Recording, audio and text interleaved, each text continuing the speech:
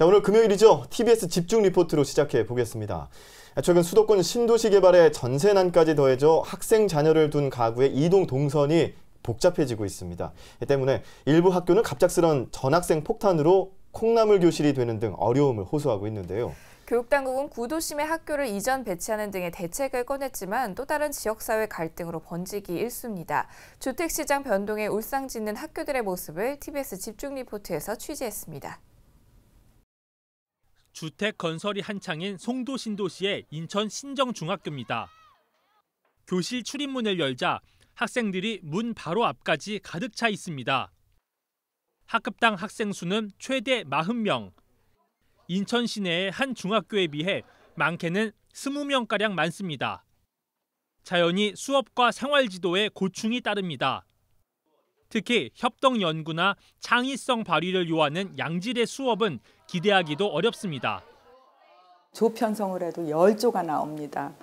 다 그 조별로 이렇게 교실에 둘러 앉기도 힘들고, 그다음에 그 많은 학생들이 발표를 한다든가 하는 어려움이 많기 때문에. 교무실과 운동장, 식당 역시 콩나물 시루이긴 마찬가지. 체육 시간엔 일부 학급이 학교 밖 공원까지 나가서 수업을 하고 점심시간엔 줄서기 대란이 연출됩니다. 학생 수가 1,400명이다 보니까 실제 우리가 이용할 수 있는 급식 식당의 좌석 수는 300석 정도밖에 안 돼서 점심시간이 이제 70분으로 운영을 하고 있고요. 이 같은 과밀학교 문제는 최근 개발된 수도권 2기 신도시 곳곳에서 볼 수 있습니다. 수원 광교 신도시는 초등학교 2곳 모두 학급당 학생이 38명 선, 경기도 평균보다 10명 이상 많습니다. 교육당국이 예측한 것보다 훨씬 많은 인구가 입주했기 때문입니다.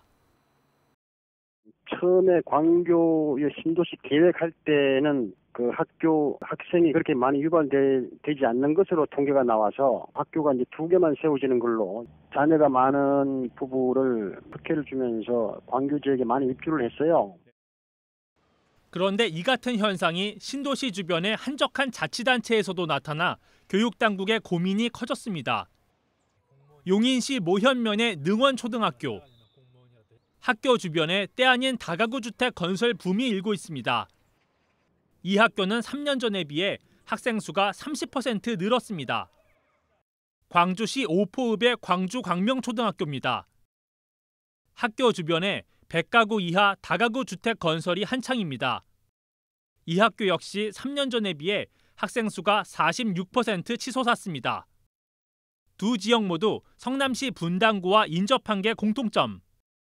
지역 부동산에 따르면 전입 가구의 절반 이상이 서울이나 성남 출신의 30대 부부 가구인데 이는 수도권 전세난의 상징적 결과물이라는 설명입니다.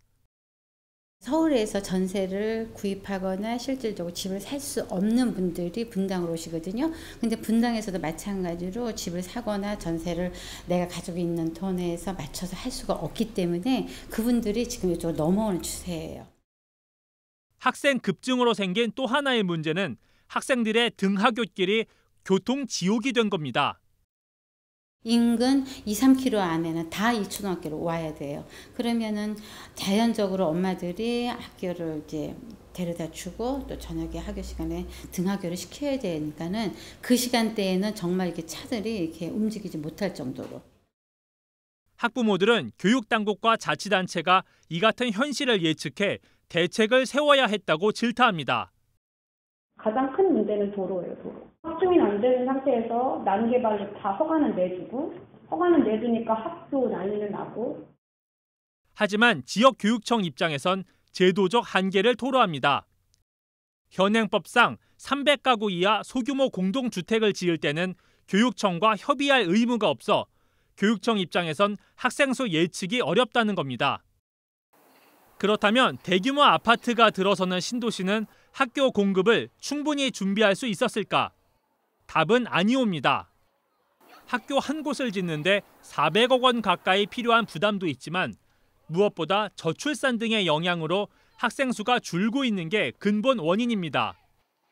특히 현재 과밀 문제가 심각한 신도시 학교도 10년 가까이 지나면 지역 내 학생 수가 다시 줄어들 거라는 게 교육계 안팎의 진단. 때문에 신도시 학교들은 절충안격으로 학생 수가 크게 감소한 구도심 학교를 신도시로 이전 배치해 줄 것을 요구합니다. 저는 이런 현상을 이제 그 신도시가 지니고 있는 과도기적 현상이라고 생각이 들거든요.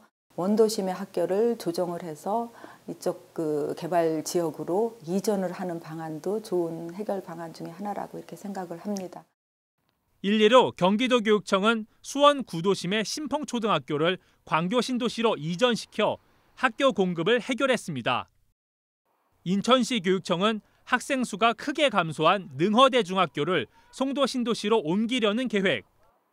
이 학교는 1학년의 경우 학급당 학생 수가 19명 수준입니다. 하지만 해당 학교와 시의회의 반대로 실제 이전 추진은 쉽지 않습니다. 지역 주민들은 그 학교가 하나 없어짐으로 인해서 생기는 그 피해를 누가 보상해 주는 것도 아니거든요. 주변에 있는 그 구도심에 있는 학교를 얼마든지 활용할 수 있는데 굳이 그렇게까지 해야 되겠나 하는 생각이 드네요. 상황이 이러하니 신도시 학생 중 상당수는 신도시 밖으로 등교하는 불편도 계속되는 현실. 돌파구가 있다면 광역자치단체 차원에서 학교 부지 마련과 설립 비용을 함께 부담하는 겁니다. 최근 경기도가 광교 신도시에 들어설 도청 신청사 부지 중 일부를 학교 신설 부지로 제공키로 한 것이 예가 될 수 있습니다. 경기도하고 협의를 해서 청사 이전 부지에 학교 부지를 하나 잡는 걸로 최종 합의를 봤습니다. 남은 과제는 학교 신설이 논의조차 안 되는 외곽도시들. 교육당국의 주택시장 흐름에 일일이 대처하는 것이 쉽지 않더라도 당장 학생들이 처한 교육 불편이 최소화되도록 적극적인 처방을 꺼내야 할 때입니다. TBS 이강훈입니다. 네, 신도시와 주변 지역의 이른바 콩나물 학교 실태를 취재한 이강훈 기자가 스튜디오에 나와 있습니다. 더 자세한 얘기 나눠보죠. 어서 오세요. 안녕하세요. 네, 이 기자가 현장을 직접 다녀오셨잖아요. 네. 현장을 보니까 실제로 이 과밀학급 문제가 어떻던가요? 좀 현장 분위기를 좀 전해주시죠. 네, 리포트에 간단히 소개해드리기는 했는데요. 제가 방문했던 곳은 인천 송도 신도시에 있는 한 중학교였습니다. 네. 마침 3학년 같은 경우에는 조금 기말고사 시기를 당겨서 시험을 치르는 모습도 볼 수 있었는데요. 네. 그 교실의 뒷 출입문을 열자 바로 문 앞에 네. 그 학생이 앉아 있는 모습을 봐서 제가 좀 놀랐었거든요. 네. 그래서 제가 들어가기도 어려울 정도로 사실상 그 교실 내 귀퉁이에 학생들이 아주 그냥 가까이 거의 얼굴을 대고 앉아 있는 그런 모습을 볼 수가 있었습니다. 그 정도로 빼곡하게 있는 모습을 실제로 봤고요.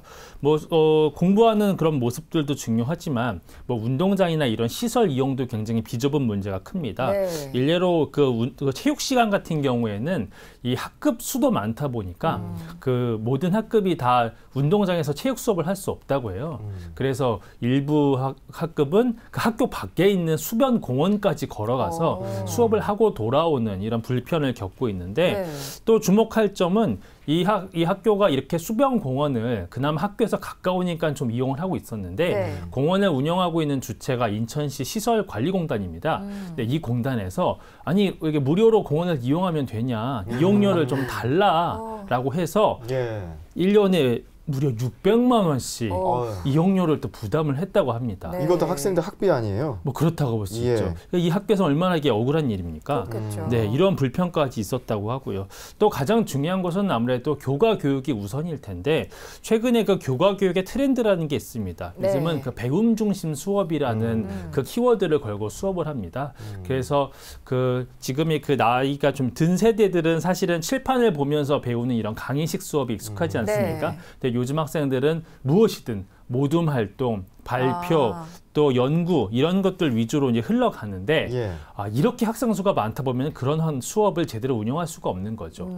그 교사들의 의견을 따르면 보통 한 4개 조, 아니면 5개 정도 조를 좀 묶어서 이렇게 수업을 하는 게 적당한데 이 학교는 한 반에 10개 조씩 이렇게 묶어서 해야 되는 2배가 넘겠네요. 그렇죠. 그러니까 사실은 제대로 수업을 할 수 없는 이런 환경이 되는 거고요. 무엇보다 수업의 질이 떨어진다는 게 가장 큰 문제라고 할 수 있습니다. 제가 20년 전에 학교 다닐 때는 보통은 50명 이상이었거든요. 아이고, 네. 많은 반이 55명. 아유, 어르신이었어요.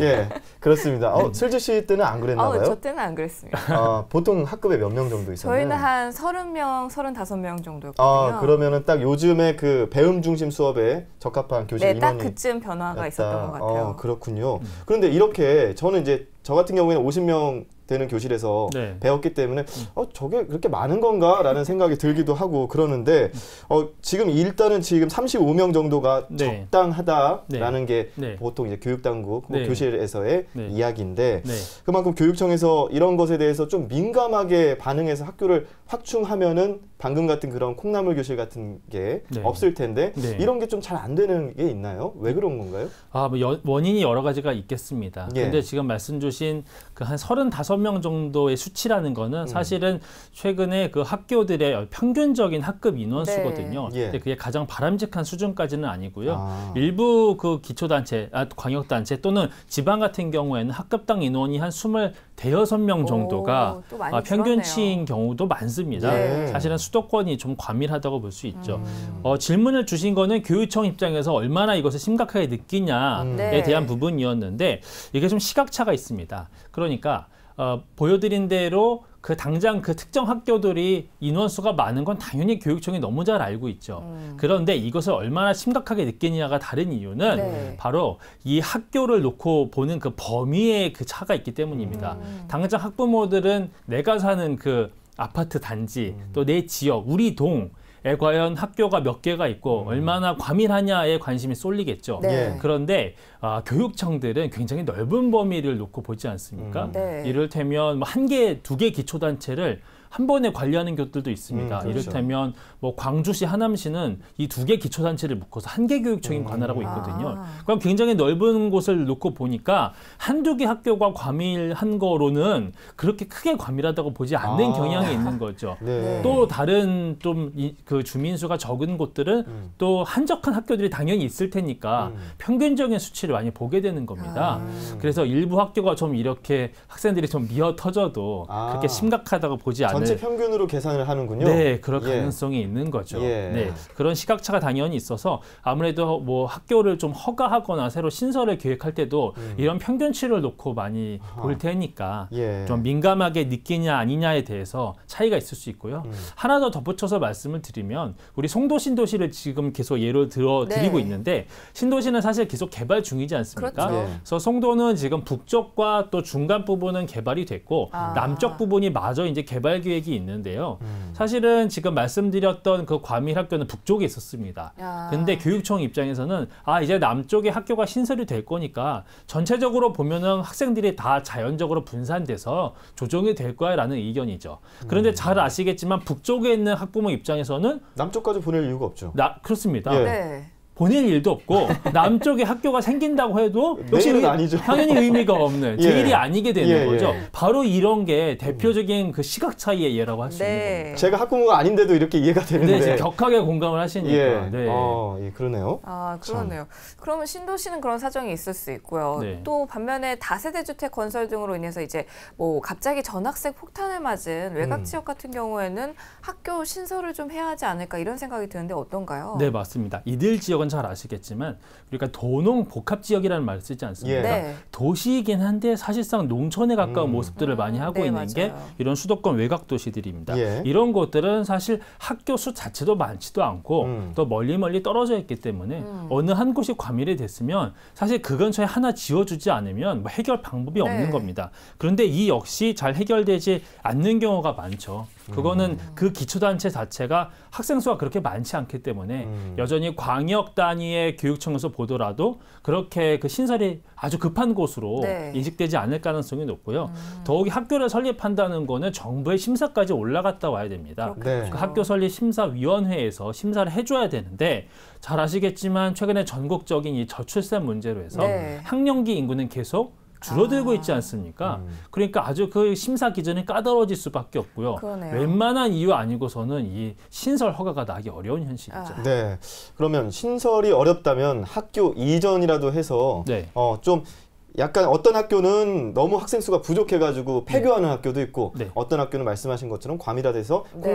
콩나물 교실처럼 네. 변질되어 있는 것도 있는데 이걸 두 개를 통합한다든가 이전한다든가 하는 것들은 교육청에서 일단 나서서 해야 될 텐데 일단 지금은 저희가 교육청의 문제다라는 거로 좀 접근을 하고 있는데 네. 사실 도마 위에 올라야 될 게 교육청만이 아니죠. 그렇습니다. 예. 네. 뭐 교육청 입장에서야 가능한 방법을 합법적 선에서 다 해보려고 하겠죠. 네네. 그런데 이게 지역사회 도움이 없이는 사실 어려운 부분들이 많습니다. 네. 지금 교육청 입장에서는 말씀 주신 대로 그렇게 뭐 일부는 뭐 폐교를 해서 이전시키고 뭐 통합을 하고 이게 가장 최선의 어떤 방책이라고 내놓고 있어요. 네네. 그런데 이것이 지방의회에서 함께 박자를 맞춰줘야 되는데 잘 그렇지가 않습니다. 네. 예로 들인 그 인천시의 능허대 중학교 같은 경우를 네. 그 2018년까지 송도 신도시로 옮기는 것을 지금 교육청이 행정 예고까지 한 상태였습니다. 그런데 인천시 의회에서 이것을 통과시켜주지 않고 보류를 시켜서 추진이 사실상 벽에 부딪힌 상태입니다. 근데 이해도 됩니다. 당연히 지역사회에서는 반대가 심할 수밖에 없겠죠. 그 능허대 중학교 같은 경우에는 지금 그 송도 신도시에서 무려 한 5, 6km나 떨어져 있거든요. 그래서 어쩌면 상관없는 동네에 있었던 학교고요. 다만 학생 수가 가장 많이 줄었다는 게 이게 명분이 된 건데 이런 학교들이 그 특징이 있습니다. 우리가 그 도시가 개발되면서 그 정말 그 수십 년 전, 많게는 100년 전에 가장 먼저 그 개발됐던 곳에부터 학교가 먼저 설립되지 않았겠습니까? 바로 이런 학교들입니다. 그런데 지금은 많이 낙후되다 보니까 학생 수가 줄었던 거고요. 그래서 폐지나 이전 대상에 가장 먼저 오르게 되겠죠. 그런데 지역사회에서는 얼마나 반대가 심하겠습니까? 학교까지 나가면 그 지역은 정말 낙후된 상태로 될 수밖에 없으니까요. 그렇겠네요. 비슷한 사례를 하나 말씀드리면 리포트에서도 소개가 되는데요. 그 수원시에는 그 가장 중심에 있는 구도심에 신풍초등학교가 있었습니다. 이 학교를 경기도교육청이 광교 신도시로 옮김으로 해서 그 급한 그 학교 공급을 해결한 적이 있었거든요. 그런데 이 신풍초등학교도 역시 그 이전할 때 갈등이 엄청났습니다. 이 학교 같은 경우에는 사실 좀 부연 설명이긴 하지만 그 1896년 얼마나 오래됐습니까?